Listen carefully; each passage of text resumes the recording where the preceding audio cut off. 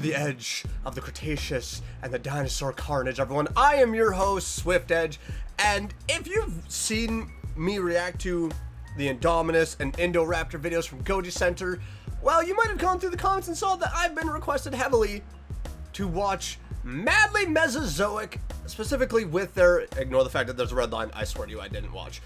They've made a behemoth apparently to go against Indominus 2.0, and I've been heavily requested to check them out. Well, I am here to answer your requests, everyone, because we're going to watch the behemoth that was created to vanquish Indominus 2.0. Apparently this is titled Samson. Judging by the look of that creature, feels very fitting. But will it be able to take on the Indominus 2.0? Because I do believe that Goji made a response to it. But for now, we're going to see what Samson is capable of. Hope you got your snacks, hope you got your drinks, because we're ready to see what this beast is capable of. Yeah, the hybrid war is wild. I very much need to just dive deeper into it. Oh. I heard the voice of the fourth beast say, "Come and see." And I looked, and behold, a pale horse. Is that supposed to be the Indominus? Ladies and gentle soars, today we will be interrupting our regularly scheduled Spec Evo programming to bring you something special. For those of you who watch Goji Center, one of my favorite channels and a big inspiration for my own, you've probably Fantastic seen channel. this video of theirs where they redesigned the Indominus Rex from Jurassic World. And you may have also seen Goji Guy's video about creating his own hybrid dinosaur to take on the Indominus 2.0, which Goji Center promptly eviscerated without even changing theirs. And it was just moments after finishing this video when I realized Goji Guy went about it the wrong way. The perfect counter to a super carnivore isn't another super carnivore, it's a super herbivore. When we think about conflicts between animals, more often than not, we're thinking predator versus prey, not so much predator versus predator. For what is T-Rex without Triceratops? The cheetah without the gazelle? Or the lion without the buffalo? Not only am I going to create this hybrid with fewer species than Goji Center used to create theirs, just 7, I'm not going to use any dinosaurs or predators at all. In fact, I am going to double down on my channel's well-established mammal bias and prove mammalian supremacy by using only Oh my gosh! Immediately I love it. mammalian prey items, or at least mammals that aren't really meat eaters, with one exception. And by now, you've probably also noticed some biblical themes in this video. And this is because Goji Center quoted the Bible in their video, specifically some bits of Mark 5:9, "My name is Legion, for we are many." This suggests that the Indominus 2.0 and its offspring are demons. And to take on demons, we must levy righteousness. Let's freaking go. Also, Hey, let's because go, I've been baby! itching to make a video with some biblical themes, and this was the perfect excuse to do so. I mean, Samson, if you know the story of Samson, ooh, that one is strong. That boy built literally different. Whom shall I send? And who will go for us? Send me. Goji Center, in their latest community post as of me making this video, have told us that the purpose of the Indominus 2.0 was to be a primarily terrestrial animal with the capability to bring down all life forms, big and small, reproduce quickly, and cause a localized extinction event. And we see in their initial video that the Indominus 2.0 is a vector for many diseases. And one of these diseases has the potential to rapidly evolve to transmit to humans, and presumably wipe out millions of people. Oh, In our so many scenario, people gone. all mammals, birds, and reptiles carry the Indominus plague, and it has mutated so much that every breath any one of these animals takes spreads the disease into the air and onto surfaces, and human why it quickly civilization takes out is and rapidly extinguishes all nosediving life. towards extinction. The creation of our hybrid starts with a team of top geneticists working under a coalition of world governments who've so far survived the Indominus plague by hiding in an underground compound located on a remote tropical Gotta have island that in rebellion. Malaysia. Our geneticists were tasked with creating an animal that could challenge the Indominus 2.0 without human intervention.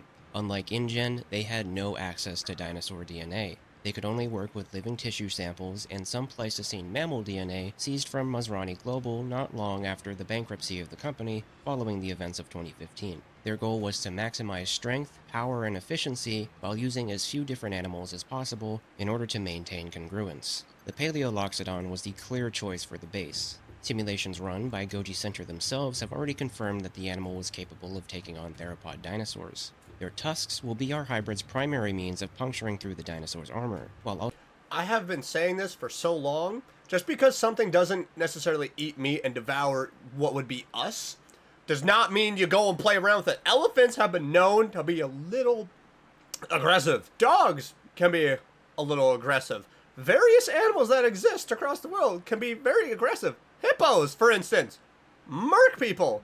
Just because it might be like, oh, it doesn't eat meat, means it's still gonna run your fade. also serving as blunt force weapons, able to be swung back and forth like giant clubs, ensuring the Indominus can't rush our hybrid head-on without risk of serious injury or death. Elephants, especially bull males, are some of the most defensive and territorial creatures in the animal kingdom, and this alone will give our behemoth the confidence it needs to stand up to our enemy. They sport the largest brain of any land mammal that we know of. Their intelligence would have already been on par, if not higher than that of the Indominus 2.0, at least with what we know given its genome.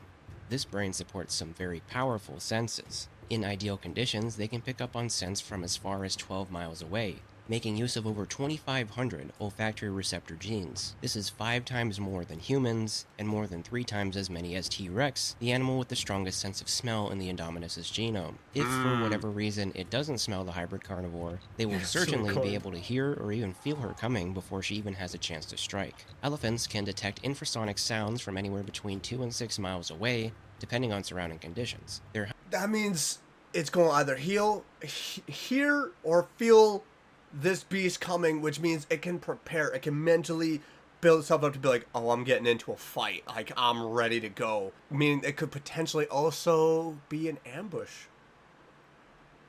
Ooh, I like that. Highly sensitive feet pads allow them to communicate via sending and receiving low-frequency rumbles through the ground, with some studies suggesting they can do this over several kilometers. Needless to say, our hybrid will know where several Indominus are before any of them know where they are. Their trunks can lift up to 500 kilograms or 1,100 pounds, around 6 to 10% of their body weight. Even stronger are their necks, being able to lift at least their own body weight in tandem with their tusks. Using a 2024 estimate for the largest Paleoloxodon, the ancient elephant was about 4.5 meters tall, 6 to 7 meters long excluding their tusks, and weighed no more than 18 tons or 16,000 kilograms. The skull of Paleoloxodon nemidicus comes equipped with a large bony boss structure on the top of their head that serves as an attachment for neck muscles, making it likely even stronger by proportion. Given that the scaling of size and strength is not a direct one-to-one correlation, we'll say that the elephant, at minimum, can lift 9 tons or half its body weight, which means Paleoloxodon can already lift more than half the weight of its adversary. While this is impressive, the ancient elephant can't stand up to the hybrid demon without upgrades. It needs to be bigger, and what better choice for increasing size than the largest animal of all time, the blue whale. Now, we're not going to just straight up make it the same size of the blue whale, but if the blue whale genome we add increases the size of our hybrid and is carefully selected for efficacy, our elephant is now 8.2 meters tall and 11 meters long. This immense weight, combined with the sturdy and high center gravity of the Paleoloxodon, would make any attempts to push this animal over by the Indominus downright impossible. However, 100%. this size comes with some complications. We need the cardiovascular system to support this massive upscaling. A blue whale's lungs and heart are twice the size of the elephant's in proportion to their body. We will be taking the whale's robust heart and lungs, as well as their flexible rib cage and pleural cavity, to make room for their action. We will also be using their large and robust liver, which won't make sense now, but it'll come up later. Secondly, this is far too much weight for a mammal this size, mostly because of the skeletal structure of the Pleistocene elephant. But we don't actually need anything from the whale to fix this. There's another animal later down the line that'll help us, but for now, we can use the same gene editing technology to simply increase the thickness of our hybrid's bones by 1.5 to 2 times to compensate. Even with a doubling in mass, their skin is just not going to be thick enough to hold up to the claws of the Indominus. A cornerstone for many of the animals that large theropods hunted in the Mesozoic is armor, and among mammals, there's really only one clear choice for this: the Glyptodon. Their armor was the thickest of any known mammal. Armadillos, a modern relative of theirs with similar, albeit much smaller bony shells, have sometimes deflected or slowed down small caliber bullets like .22 long rifle or even 9mm from a distance. However, if we simply throw a behemoth-sized Glyptodon shell over our hybrid, it's not going to be able to move very well. And a big part of the Paleoloxodon being able to defeat the T-Rex in Goji Center's video was its mobility. and we can't afford to sacrifice too much of that here. We'll have to selectively apply this armor in segments, preferably on the back, top of the neck, shoulders, sides, and flanks. We'll be leaving the underside without armor, not only because the Glyptodonts didn't have any there, but also because if the Indominus 2.0 tries to go for this underside, they would put themselves in danger of being trampled or crushed. Now, in terms of thickness, we'll cover critical areas like the neck, flanks, and sides with the thickest of armor, which, if reasonably scaled up with our hybrid, shouldn't exceed more than 8 centimeters. Less critical areas like the shoulders, thighs, and back will be no thicker than 5 to 6 centimeters.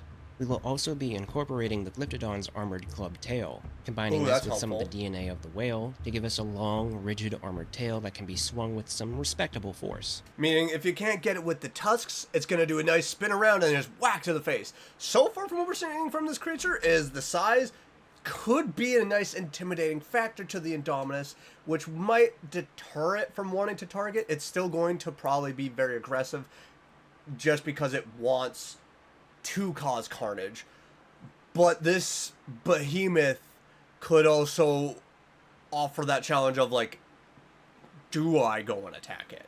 So, this suit of armor should serve sufficient for deflecting our enemy's attacks. The Indominus won't be able to properly mount the animal like it can with sauropods due to the dense and round surface of their armor. And the same goes for their bone-crushing bites. Even with the wide gaping maw of the hybrid carnivore, the broad surface of the armor would make it difficult for it to apply its bone-crushing bite. Not to mention that the highest forces their bite can produce can only be applied by the back teeth, not by the front.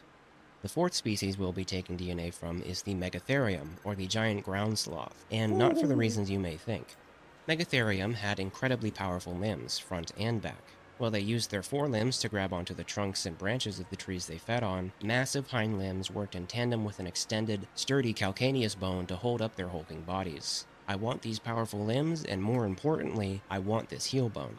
In Goji Center's T-Rex vs. Paleoloxodon video, the large elephant finishes the theropod off by rearing up its hind legs and bringing all of its weight down onto its ribs. At our current size and weight, that would be almost impossible.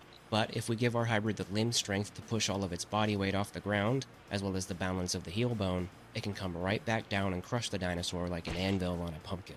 And just to add insult to injury, while I can't give our massive proboscidean the ability to knuckle walk, I can enhance the little nubby toes on the front to be more formidable claws that will leave the hybrid demon with no chance at an open casket.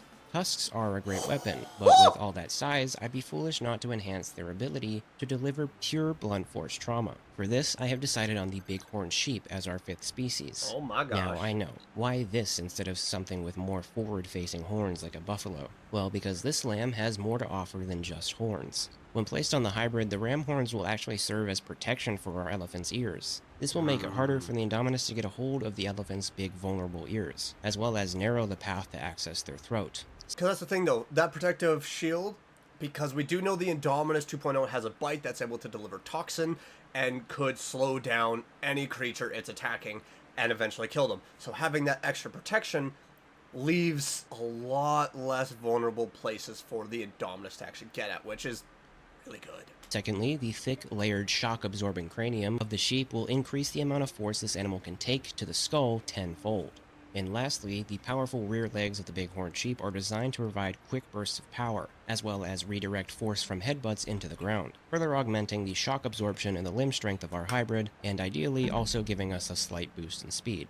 For our sixth creature, we have the solution to our disease problem: fruit bats. It's commonly known that bats are the carriers of untold numbers of diseases, including some of the deadliest viruses, rabies, Ebola, Go ask Cujo SARS, how and that many works. more. Bats very rarely show symptoms of these diseases that they carry, which is actually still a mystery to scientists today, but is presumed to be because of its ability to limit inflammation. This trait from the bat, and our size-induced high body temperature, will make it very hard for the Indominus plague to affect our hybrid, even though they will certainly be carriers of it. I had thought about using domestic pigs instead of bats because they're pretty resistant to diseases, but even more so resistant to venom. But after running some math, true venom, even in massive doses which the Indominus might deliver, would probably have no effect on a creature our size, but if a theoretical lethal dose was achieved by the Indominus, our hybrid's sheer size and elevated body temperature would rapidly break down the shrew venom's enzymes before they could achieve their full effect. That's an extra layer of protection. Which brings right us there. to our seventh animal, and the one species where the geneticists abstained from using only mammals: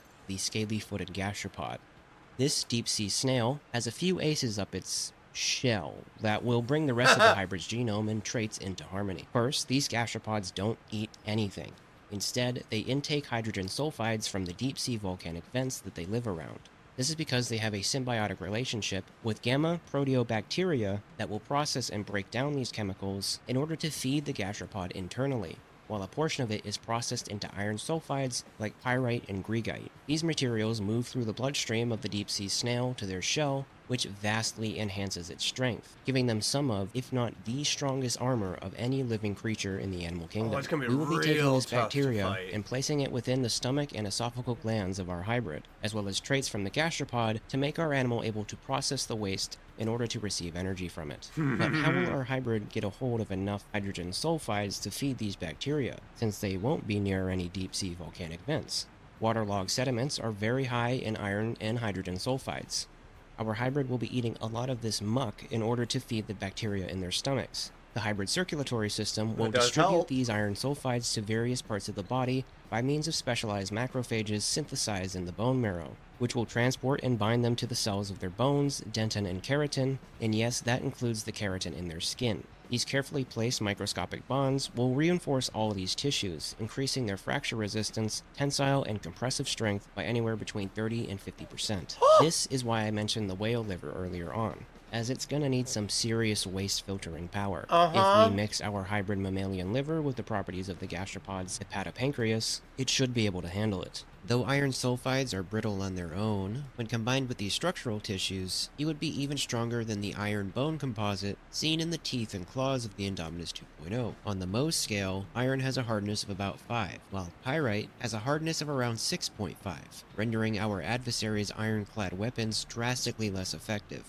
Oh, it's gonna A be huge problem like our hybrid is going to have bulletproof. with all of its biological processes and its size is body heat. The more we scale up our elephant, the less surface area he has to dissipate his heat. Given that it's an endothermic animal, this is going to be a serious problem, unless we give it traits from the snail that will allow it to better tolerate this internal heat. The scaly-footed gastropod is an extremophile, living around deep-sea volcanic vents where they can tolerate a maximum temperature of 120 degrees Celsius or 248 degrees I get to Fahrenheit. 40 this is and thanks I'm to done. specialized heat shock proteins and enzymes adapted to maintain cellular function at high temperatures. Including these proteins and enzymes in their body should squash any concerns about body heat.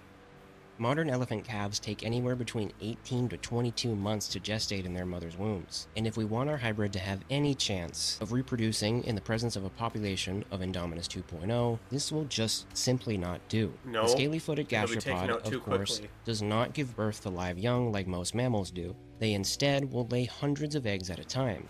So, instead of gestating, our hybrid will lay large amounts of eggs like the snail, prioritizing the quantity of offspring, being probably no larger than a rabbit upon hatching. Now, That's hatching that small. small, it would take well over 50 years to reach full size. However, within the Jurassic Cinematic Universe, even non-hybrid dinosaurs are modified to reach maturity rapidly. According to the Masrani global marketing website from back in 2015, the first InGen animals were cloned in 1986, and the first mature dinosaurs were moved from Sorna to Nublar in 1988. So the technology to rapidly accelerate the growth of animals without hybridizing has already been established. So I see Yeah, but the only thing is then it might not be able to survive as long, because then if it's able to have its entire process for aging fast forwarded, it's going to reach an even older age and then might not last as long, which the Indominus might be able to outlast it just because of parthenogenesis. no problem in applying this to our mammalian behemoth to achieve similar numbers.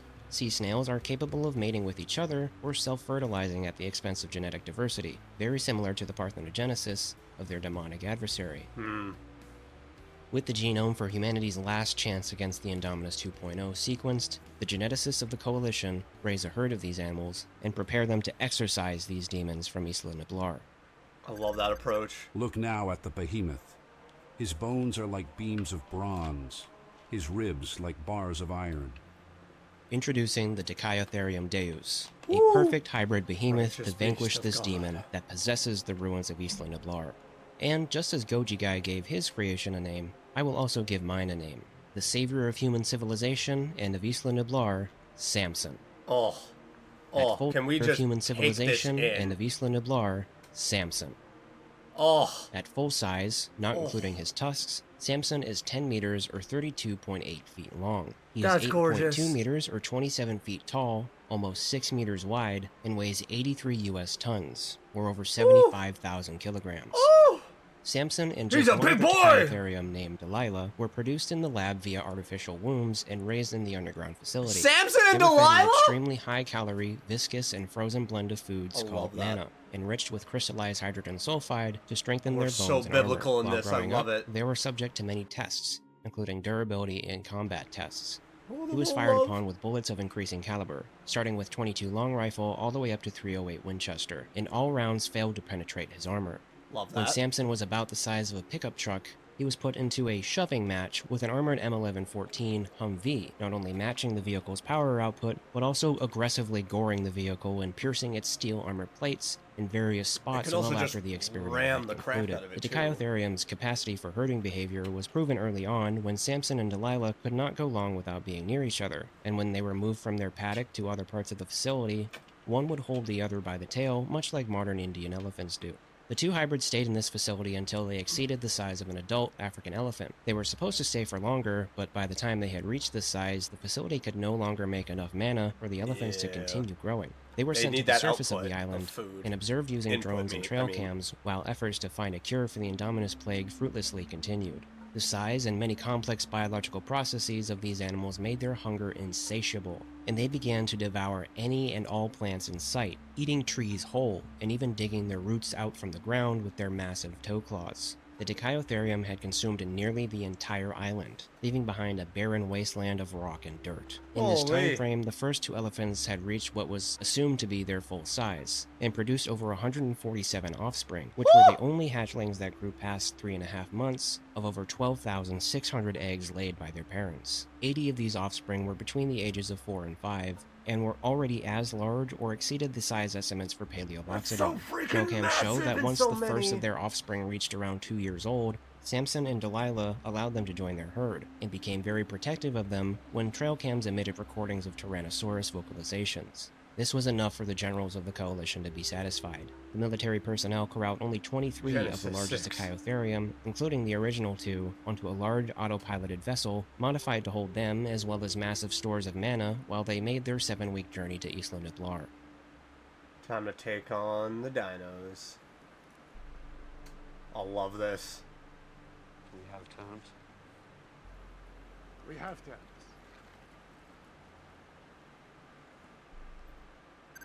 Then the unclean spirits Oh, I went love out and this. I entered love the the swine, biblical and the herd ran reflection in this, violently down too. the steep place into the sea and drowned in the sea. Upon reaching the shores of Isla Nublar, the landing craft beached I love the itself dinos and in the automatically background. opened its massive front door. Samson was the first to come running out, immediately tossing up sand and trumpeting with excitement, followed by Delilah and their offspring. Though he didn't know any better, Samson's excitement attracted unwanted attention. The Indominus comes rushing out from the tree line, and stops for a moment to observe this strange creature. She's never seen anything like Samson, but she's also hungry, and food is scarce. This strange, devoured large, everything. glistening animal looks like a tough nut to crack, but if she can manage to kill it, it'll be enough to feed her and her young for days. There's So how would a one-on-one scarce between amounts these of two go? Well, vulnerability. not that I'm biased or anything, I'm pretty sure Samson wins about 8 times out of 10. He can lift almost her body weight with his trunk alone, and 3 times her body weight with his neck and tusks. If the Indominus managed to somehow get on top of Samson, it would be extremely difficult for her to be up there for very long without slipping off, since even her iron claws wouldn't give her traction on his composite unless they armor. got She wouldn't be able to underneath scratch anything? at his neck and back like she does with sauropods for the same reason. Trying to exploit what weak spots Samson does have, like his limbs, underside, and trunk, effectively puts her in a kill zone. Going for his trunk, she either gets gored, bludgeoned, or tossed by 83 tons of mammal. Going for his limbs or underside, she's one step away from all that weight being brought down on her, disabling if not killing Good her amount of instantly. coverage. I say 8 times out of 10 because there are 2 scenarios where I see a lone Indominus killing Samson. The first is using her speed and intelligence to wear him down, baiting him to attack and burn energy while striking wherever she can. But this would probably take hours and wear her out as well. The second is if the Indominus has one of these convenient, A sharpened metal pole. a well-placed thrust to the chest or eye socket would kill Samson.